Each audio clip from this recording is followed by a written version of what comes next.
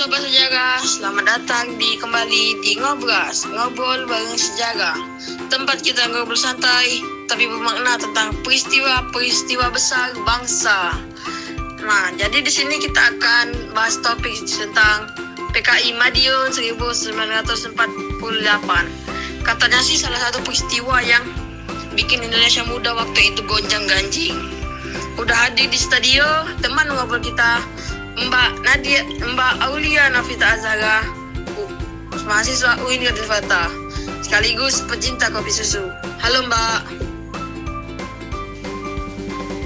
Halo. Waduh, kenapa disebut kopi susu juga nih? Tapi iya kok, saya siap banget ngobrol santai soal PKI Madiun 1948.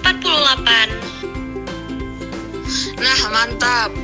Mbak, mungkin banyak yang cuma tahu PKI pernah memberontak di Madiun tahun 1948. Tapi detailnya kurang paham nih.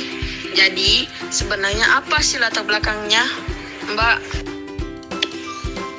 Oke, jadi gini, bayangin aja tahun 1948 itu Indonesia masih baru aja merdeka, belum genap 3 tahun, lagi sibuk-sibuknya lawan Belanda yang pengen balik lagi.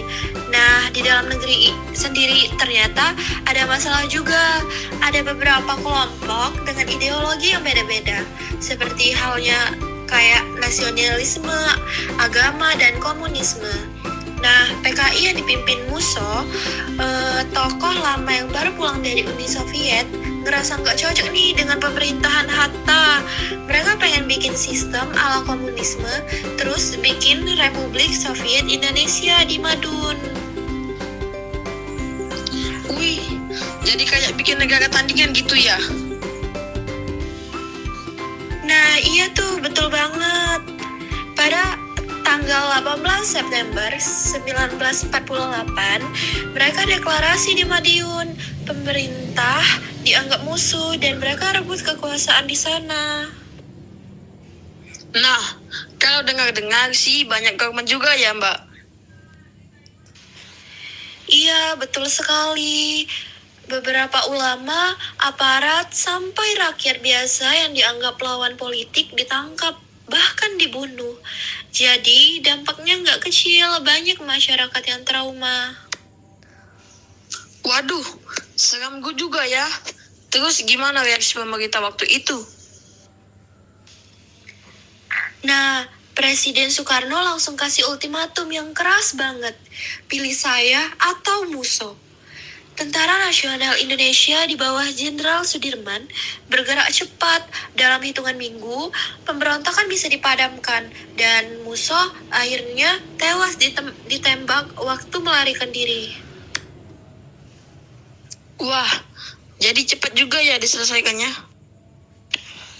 Iya, betul banget. Tapi meskipun cepat, dampaknya panjang. PKI jadi dicap pemberontak dan masyarakat jadi nggak percaya lagi sama mereka. Nanti ke depannya, peristiwa Madiun ini juga sering dijadiin pengingat waktu PKI muncul lagi di tahun 1965. Kalau boleh tahu, Mbak, apa dampak dari peristiwa ini bagi bangsa Indonesia? Wah, kalau dampaknya besar sekali. Pertama, memperkuat legitimasi pemerintah pusat karena rakyat tetap mendukung Republik. Yang kedua, peristiwa ini membuat PKI mendapat stigma negatif di mata masyarakat. Namun, ironisnya, PKI sempat bangkit lagi di tahun 1965 sebelum akhirnya dibubarkan total. Peristiwa Madiun juga menjadi pelajaran bahwa ideologi yang bertentangan dengan dasar negara bisa mengancam persatuan bangsa. Luar biasa, penjelasan yang sangat jelas. Jadi, apa pesan yang bisa kita ambil dari peristiwa tersebut? Pesannya adalah pentingnya persatuan bangsa dan perbedaan ideologi boleh ada, tetapi jangan sampai mengorbankan persatuan dan kedaulatan negara. Kita harus selalu waspada terhadap segala bentuk gerakan yang ingin memecah belah Indonesia. Oke. Jadi, kesimpulannya, PKI Madiun 1948 itu bukan cuma sekedar kerusuhan kecil, tapi benar-benar berusaha mengganti Republik Indonesia dengan ideologi lain. Nah, persis banget begitu. Dan pelajaran yang bisa kita ambil, Indonesia itu cuma bisa kuat kalau bersatu. Kalau sibuk rebutan ya ideologi, ya gampang banget pecah. Mantap banget, Mbak. Ngobrolnya santai, tapi isinya daging semua nih. Hehehe. Terima kasih banyak sudah mau sharing ya, Mbak. Sama-sama, semoga bermanfaat ya.